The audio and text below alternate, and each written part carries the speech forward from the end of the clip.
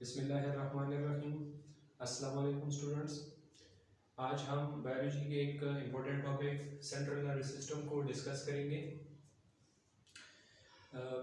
इस टॉपिक को डिस्कस करने से पहले आपसे रिक्वेस्ट है कि आप मेरे चैनल को सब्सक्राइब करें और साथ ही बेल आइकन पर भी क्लिक करें ताकि मेरे आने वाली वीडियोस की नोटिफिकेशन आपको मिल सके। अब हम अपने टॉपिक को एक्सप्लेन करेंगे। इससे पहले वाले वीडियो लेक्चर में मैंने सेंट्रल नर्वस सिस्टम के बारे में आपको बताया था और सेंट्रल नर्वस सिस्टम में हमने फोर ब्रेन को डिस्कस किया था। आज के इस वीडियो लेक्चर में मैं मिड ब्रेन को एक्सप्लेन करूंगा। मिड ब्रेन का एक इम्पोर्टेंट पार्ट है। ब्रेन के तीन पार्ट्स होते हैं। There are three parts of human brain, fore brain, mid brain और हैंड ब्रेन। तो फोर ब्रेन को हमने इससे पहले वाली वीडियो लेक्चर में डिस्कस किया था। मिड ब्रेन को एक्सप्लेन करेंगे। मिड ब्रेन जो होता है इसकी जो साइज होती है ये कम होती है, यानी ये जो हिस्सा होता है मिड ब्रेन का एक इम्पोर्टेंट हिस्सा होता है और इसकी जो साइज होती है ये फोर ब्रेन से कम होती है। तो mid brain is reduced in human beings, यानी मिड ब्रेन का साइज इंसानों में कम होता है। इसके अलावा इसकी जो लोकेशन होती है ये कहाँ पर होती है, यानी जो मिड ब्रेन होता है ये सेरिब्रल हेमिस्फीयर के नीचे होता है। ये जो पार्ट है, छोटा सा पार्ट, इसको मिड ब्रेन कहते हैं। तो ये मिड ब्रेन सेरिब्रल हेमिस्फीयर के नीचे होता है। सेरिब्रल हेमिस्फीयर सेरिब्रम का यानी एक हिस्सा होता है। हर सेरिब्रम दो हिस्सों में डिवाइड होता है और यानी दो हेमिस्फीयर्स में डिवाइड होता है जिनको सेरिब्रल हेमिस्फीयर्स कहते हैं। तो ये मिड ब्रेन सेरिब्रम के नीचे होता है।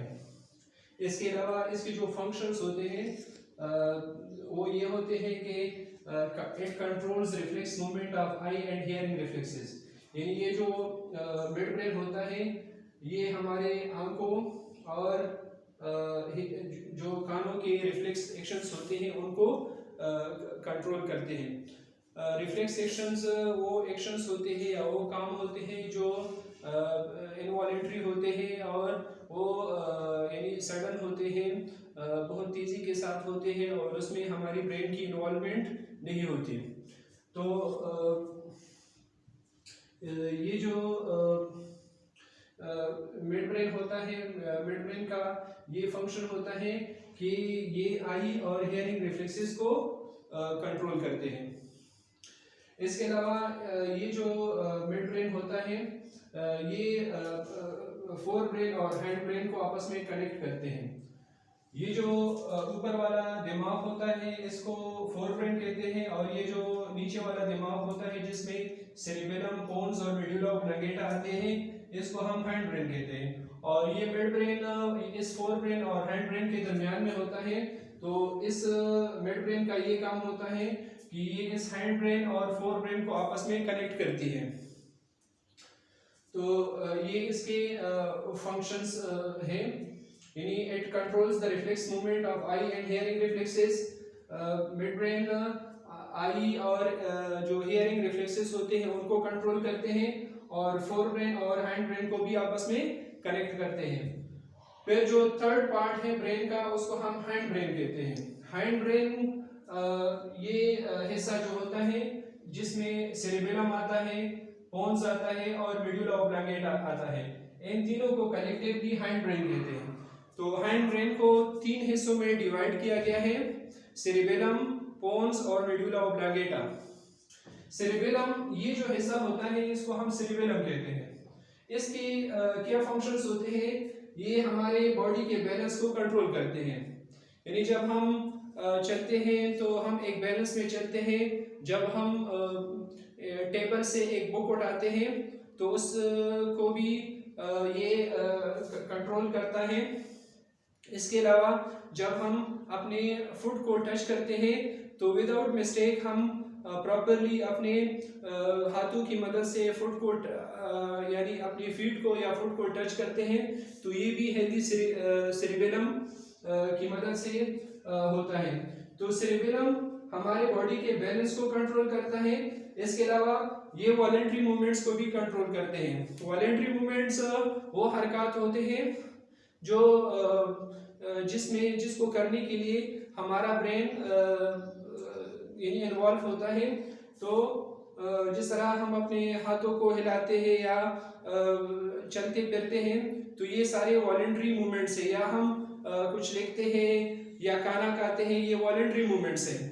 तो सेरिबेलम वॉलेंट्री मूवमेंट्स को भी कंट्रोल करते हैं। इसके अलावा ये सेरिबेलम लर्निंग में भी इन्वॉल्व होता है, यानी जो सीखने का अमल होता है उसमें भी ये इन्वॉल्व होता है। और इसमें मेमोरी स्टोरेज भी होती है, यानी जब हम कुछ याद करते हैं, यानी जो मेमोरी होती है हमारी, वो हाफिजा या मेमोरी स्टोरेज भी यानी इसमें भी इस सेरिबेलम का एक रोल होता है। जो नेक्स्ट पार्ट है हाइंड ब्रेन का, उसको हम पोन्स कहते हैं। ये जो नेक्स्ट टू सेरिबेलम छोटा सा पार्ट है, इसको हम पोन्स कहते हैं। ये पोन्स मेडुला ओब्लांगेटा के ऊपर होता है। ये जो छोटा सा पार्ट है इसको मेडुला ओब्लांगेटा कहते हैं और इस हिस्से को पोन्स कहते हैं। तो ये जो पोन्स है हाइंड ब्रेन का, ये मेडुला ओब्लांगेटा के ऊपर होता है। इसके अलावा ये जो इसके क्या काम होते हैं, ये इस छोटे से पार्ट्स के ये फंक्शंस होते हैं कि ये स्लीप और वेकफुलनेस के दरमियान में जो हालत होती है उसको कंट्रोल करता है। तो स्लीप यानी नींद और जागने के दरमियान में जो वक्फा होता है या जो हालत होती है उसको ये कंट्रोल करता है।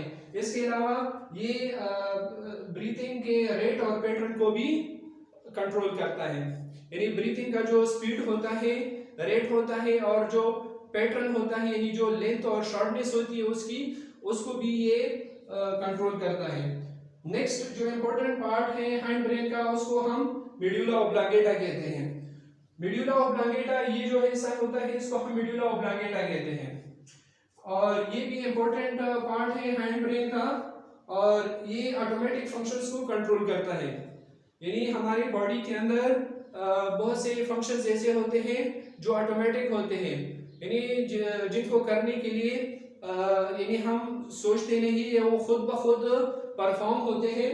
फॉर एग्जांपल ब्रीथिंग यानी सांस लेने का अमल, हार्ट रेट, दिल की धड़कन, और सर्कुलेशन ऑफ ब्लड, खून की गर्दिश, ब्लड प्रेशर यानी खून का जो प्रेशर होता है हमारे रगों में, और इसी तरह स्वॉल्विंग फूड का निगलना, और वोमिटिंग उल्टी करना, ये सारे जो फंक्शंस होते हैं ये ऑटोमेटिक फंक्शंस होते हैं, और ये खुद ब खुद होते हैं, और इनको मेडुला ओब्लांगेटा कंट्रोल करता है। तो ये हैंड ब्रेन के पार्ट्स हो गए और ये इनके कुछ फंक्शंस हो गए। फिर एक इम्पोर्टेंट पॉइंट और भी है जिसको हम ब्रेन स्टेम कहते हैं। ब्रेन स्टेम स्टूडेंट्स किसे कहते हैं? मेडुला ओब्लांगेटा यानी ये जो हिस्सा है, और पोन्स, और ये जो मिड ब्रेन होता है, इन तीनों को हम ब्रेन स्टेम कहते हैं। और इस ब्रेन स्टेम का ये काम होता है कि ये ब्रेन को स्पाइनल कॉर्ड के साथ कनेक्ट करता है। तो brain stem connects brain with the spinal cord. तो ये कुछ फंक्शंस हो गए मिड ब्रेन और हैंड ब्रेन के बारे में, जिसको अभी मैंने एक्सप्लेन किया है। तो आई होप आपको ये टॉपिक अच्छी तरह समझ में आया होगा। Don't forget to subscribe my channel. Thank you so much.